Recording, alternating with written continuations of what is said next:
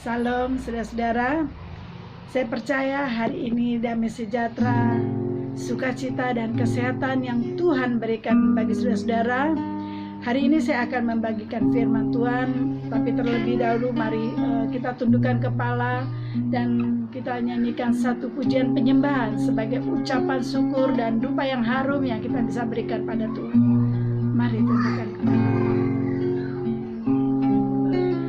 Seperti wanita mengurapimu, menangis di bawah kakimu. Demikian hidupku mau mengasihimu.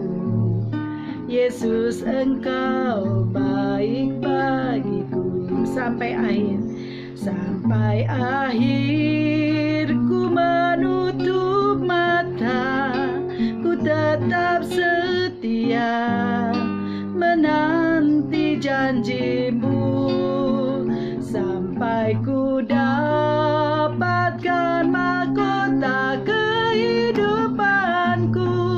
Ku tetap setia melayanimu sampai akhir,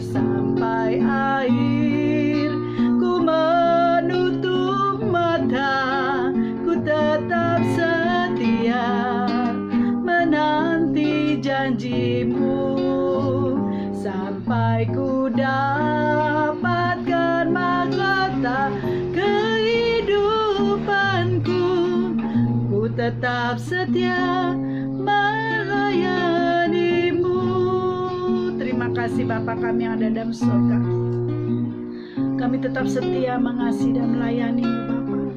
Sebentar hamba-Mu akan menyampaikan firman Tuhan untuk bungkus hamba-Mu dengan kuasa darah Yesus, dan biarlah Roh Kudus yang memimpin setiap pembacaan firman Tuhan ini, dan tutup bungkus semua yang melihat dan mendengar ini dengan kuasa darah Yesus, dan biarlah Roh Kudus menjamah setiap hati orang-orang yang melihat channel YouTube ini, dan mereka diberkati.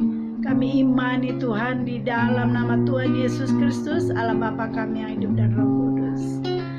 Hari ini saudara-saudara, saya akan membagikan firman Tuhan di Yohanes pasal 5 ayat 1 sampai 15.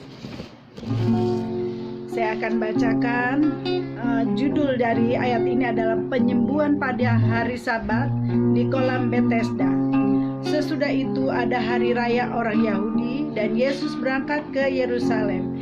Di Yerusalem dekat pintu gerbang domba ada sebuah kolam yang dalam bahasa Ibrani disebut Bethesda. Ada 5 serambinya, dan di serambi-serambi itu berbaring sejumlah besar orang sakit, orang-orang buta, orang-orang timpang, dan orang-orang lumpuh yang menantikan goncangan air kolam. Itu sebab sewaktu-waktu turun malaikat Tuhan ke kolam itu dan menggoncangkan air itu. Barang siapa yang terdahulu masuk ke dalamnya sesudah goncangan air itu akan menjadi sembuh apapun juga penyakitnya. Di situ ada seorang yang sudah 38 tahun lamanya sakit. Ketika Yesus melihat orang itu berbaring di situ, dan karena ia tahu bahwa ia telah lama dalam keadaan itu, berkatalah ia kepadanya, "Maukah engkau sembuh?" Jawab orang sakit itu kepada Tuhan, "Tidak ada orang yang menurunkan aku ke dalam kolam itu apabila airnya mulai goncang, dan sementara aku menuju ke kolam itu, orang lain sudah turun mendahului aku." Kata Yesus kepadanya, "Bangunlah, angkatlah tilammu dan berjalanlah." Dan pada saat itu juga sembuhlah orang itu. Lalu ia mengangkat tilamnya dan berjalan. Tetapi hari itu hari Sabat. Karena itu orang-orang Yahudi berkata kepada orang yang baru sembuh itu, "Hari ini hari Sabat dan tidak boleh engkau memikul tilammu." Akan tetapi ia menjawab mereka, "Orang yang telah menyembuhkan aku, dia yang mengatakan kepadaku, angkatlah tilammu dan berjalanlah." Mereka bertanya kepadanya, "Siapakah orang itu yang berkata kepadamu, angkatlah tilammu dan berjalanlah?" Tetapi orang yang baru sembuh itu tidak tahu siapa orang itu, sebab Yesus telah menghilang ke tengah orang-orang banyak di tempat itu. Kemudian Yesus bertemu kembali dengan dia dalam bait Allah, lalu berkata kepadanya, "Engkau telah sembuh, jangan berbuat dosa lagi, supaya padamu jangan terjadi yang lebih buruk." Orang itu keluar lalu menceritakan kepada orang-orang Yahudi bahwa Yesuslah yang telah menyembuhkan dia. Jadi di sini saya akan menceritakan bagaimana seorang yang punya sakit lupus sudah 38 tahun. Dia datang ke kolam Bethesda. Bethesda tuh artinya adalah, diambil dari bahasa Ibrani, adalah rumah anugerah. Jadi orang-orang dulu tuh ya, zamannya bangsa Israel, orang-orang Yahudi mempercayai bahwa kolam itu bisa menyembuhkan. Pada saat malaikat menggocapkan kolam itu, semua penyakit orang-orang di situ akan sembuh. Nah, pada saat itu Tuhan Yesus melihat ada satu orang yang sudah 38 tahun lumpuh. Lalu dia bertanya, maukah engkau sembuh? Lalu jawab orang ini, bagaimana saya bisa ke kolam itu sedangkan saya tidak bisa berjalan? Lalu Tuhan katakan, angkatlah tilammu. Lalu saat itu juga orang ini sembuh. Nah, di sini saya bisa ambil cerita. Bukan orang ini yang datang pada Tuhan, tetapi Tuhan sendiri yang datang pada orang ini dengan menawarkan diri, dengan memberikan kasih-Nya. Orang ini bukan orang yang percaya akan Tuhan, orang yang tidak mengenal siapa Tuhan Yesus, tetapi kasih karunia Tuhan terhadap orang ini membuat dia diberi kesempatan untuk sembuh. Tetapi apa yang terjadi?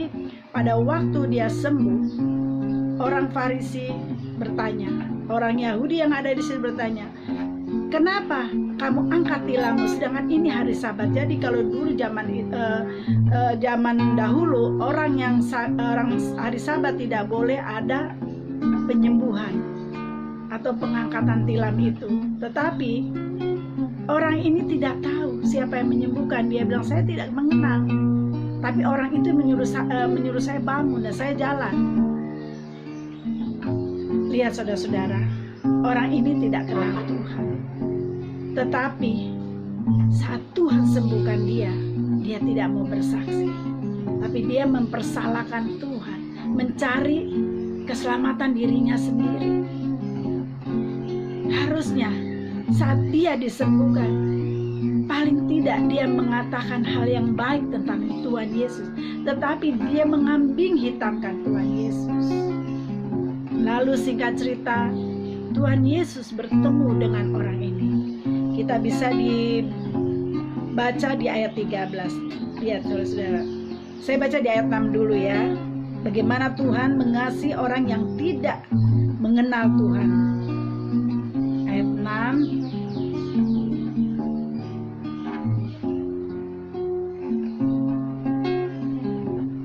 Tuhan Yesus berkata, maukah engkau sembuh? Lihat, kalimat ini dipertegas, maukah engkau sembuh? Sedangkan orang ini tidak mengenal Tuhan. Bukan orang yang percaya akan Tuhan Yesus, tapi belas kasih Tuhan datang pada orang ini. Belas kasih Tuhan memberi kesempatan orang ini untuk bertobat. Nah, maukah engkau sembuh? Lalu orang itu, saya mau sembuh, tapi dia, oh karena ini saya ingin sembuh tapi begini. Nah ini orang dunia dia juga begitu. Kalau engkau sembuh, maukah engkau proses Tuhan? Oh jangan ada proses Tuhan, kalau bisa instan. Begitupun orang ini. Saat Tuhan tanya, maukah engkau sembuh? Dia mengambing hitamkan. Dia bilanglah orang tidak bisa menolong dia ke bawah untuk masuk ke kolam itu. Tuhan tidak pertanyakan hal itu.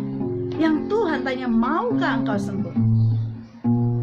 Jadi orang ini tidak, dalam diri dia tuh ada keinginan untuk berubah, untuk bertobat. Tetapi bagaimana kasih Tuhan luar biasa, dia tetap menyembuhkan orang ini. Lalu singkat cerita dia ditanya oleh orang Yahudi, kenapa kamu angkat tilam? Tadi saya bilang, dia mempersalahkan Tuhan. Oh orang ini yang sudah menyuruh saya. Adakah keluar dari ucapan dia rasa syukur dan terima kasihnya pada Tuhan Yesus? Walaupun dia tidak mengenal orang ini, paling tidak, oh saya berterima kasih, orang itu sudah sembuhkan saya. Tetapi ayat ini mengatakan dia mencari pembelaan atas dirinya. Lalu Tuhan Yesus bertemu lagi. Kita lihat di ayat 13. Ayat 14 ya.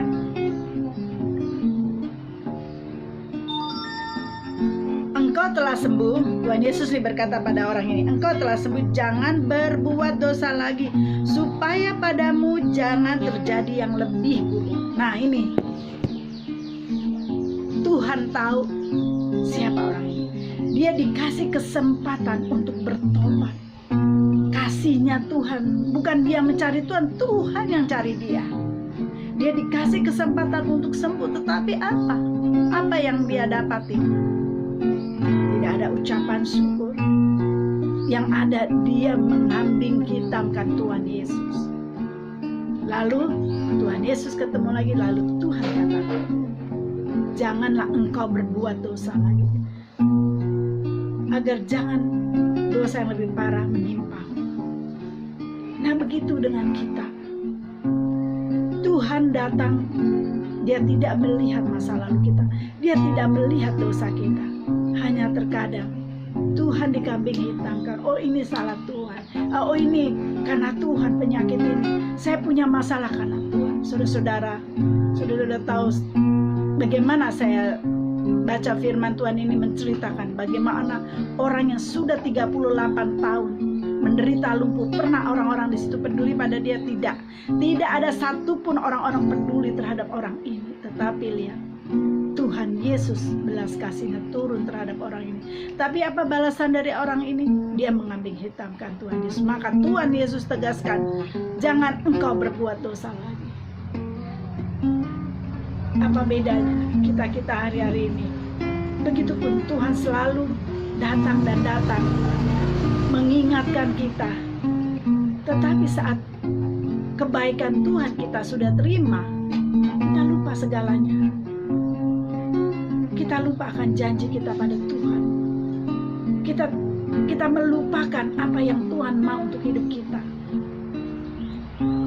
Ingat saudara-saudara, berkat yang Tuhan berikan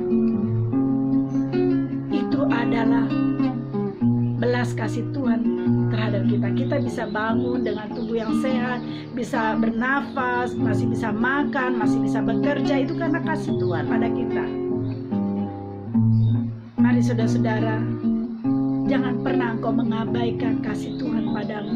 Jangan pernah engkau mengabaikan sapaan Tuhan padamu. Sebelum saya tutup firman Tuhan ini, saya akan menyampaikan satu kesaksian. Saya berjumpa dengan seorang ibu. Waktu itu dia datang pada saya dengan pergumulan yang berat, bagaimana suaminya lari dengan perempuan lain, belum lagi dia tidak punya rumah. Jadi singkat cerita, lalu saya tanya apa yang ibu inginkan. Dia bilang, saya ingin suami saya balik, saya ingin sekali punya rumah sendiri karena selama ini saya mengontrak. Lalu saya bilang, ibu, maukah ibu bayar harga? Apa yang saya harus bayar? Doa puasa. Dia bilang, aduh saya nggak mau, saya nggak bisa. Loh, kenapa nggak bisa? Saya nggak bisa marah-marah, Bu.